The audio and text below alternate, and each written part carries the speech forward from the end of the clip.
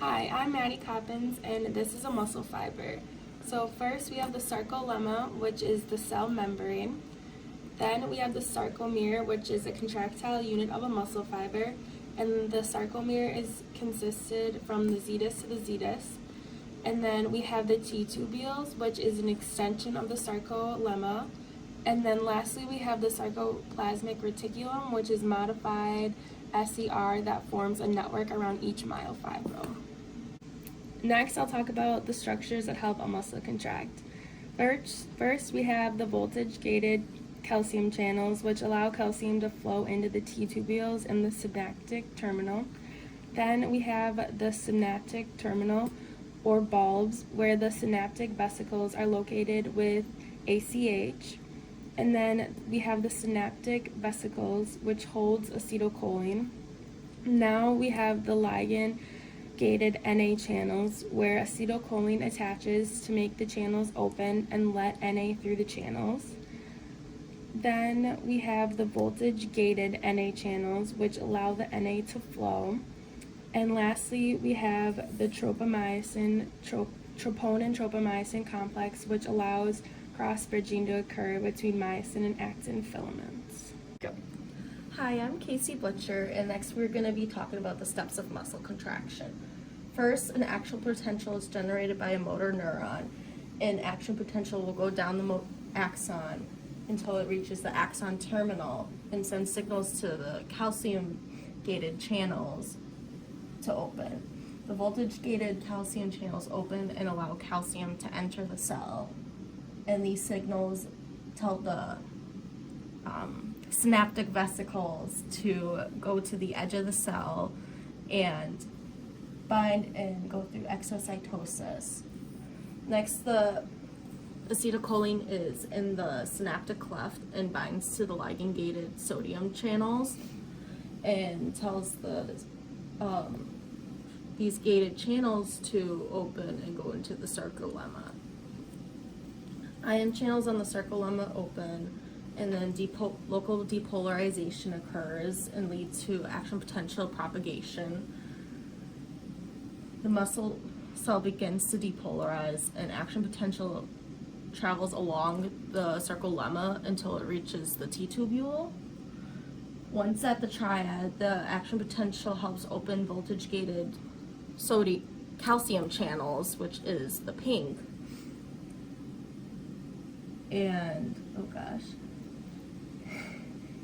And the action potential helps open the voltage-gated calcium channels on the terminal cisternae. Calcium leaves the sarcoplasm reticulum and enters the sarcoplasm. Next, we're going to go down here where calcium leaves the sarcoplasm and goes to bind to troponin. Once it's bind to troponin, the troponin refigures and allows for tropomyosin to uncover the myosin binding sites on actin. Tropomyosin changes the shape and moves the actin, and the myosin binds to the actin sites.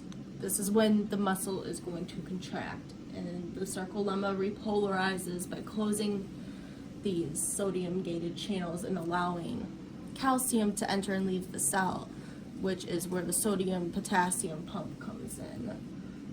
This is also when calcium is requestered into the sarcoplasmic reticulum.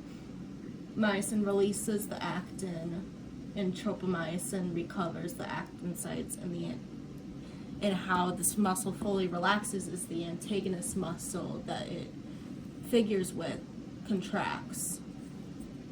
Go. Hi, I'm Jean Cooper, and I'm going to be talking about the sarcomere and the role of muscle contraction.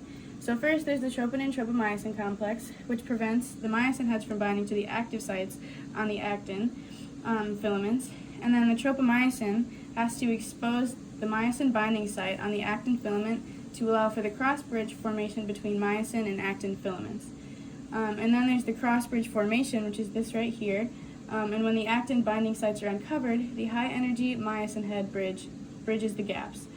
And then there's the power stroke, and the myosin filaments pull the actin filaments towards the M line of the sarcomere, and it begins to shorten, causing the muscle to contract. And then there's the myosin head's usage of ATP, and the myosin heads receive ATP, causing them to attach to the actin binding sites, and then breaks down the ATP into ADP plus P, causing them to pull the actin towards them, and then detaches and recocks the head. The cycle continues until the actin is as close as it can be to the myosin in muscle contraction, and then the attach, pull, detach, recock repeats. Hi, I'm Sadie Copeland, and I'm going to talk about the ions and proteins. So first we have the myosin and actin filaments, which are contractile because they move closer together to create a muscle contraction. Next is the troponin and tropomyosin, which are regulatory. The troponin is right here, and it regulates the calcium to bind and causes the troponin to change its shape.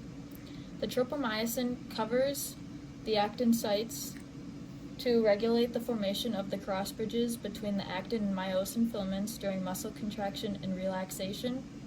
And the next is calcium, which is also regulatory because it is very similar to troponin because it binds to the troponin to reconfigure and change the shape of troponin. So next we're going to talk about the 4 processes in a muscle contraction that use ATP. The first one is the Na and K pump. The second one is when myosin binds to actin.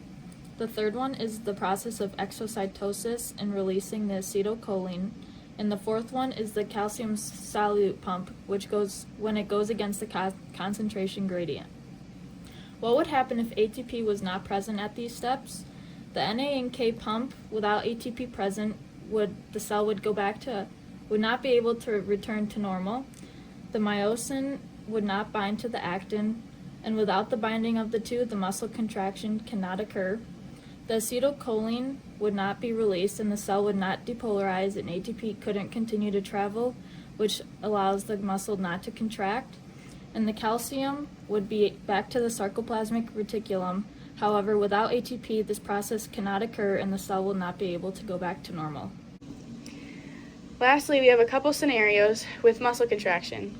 First is a dehydrated person, and when a person is dehydrated, there's not a sufficient amount of Na being released. This can cause hypersensitivity and also can cause involuntary muscle contractions, and it can also cause muscle cramps. In a hypoglycemic person, there's not enough glucose being sent to muscles from the blood, and this results in low blood sugar levels. With the help of insulin, the muscles can draw in glucose from the blood, lowering blood sugar levels. When the body doesn't have enough insulin in the blood, it means glucose within the blood can't get into the muscle to fuel them. And then over time, the lack of glucose can lead to the muscle cells dying and therefore loss of muscle mass.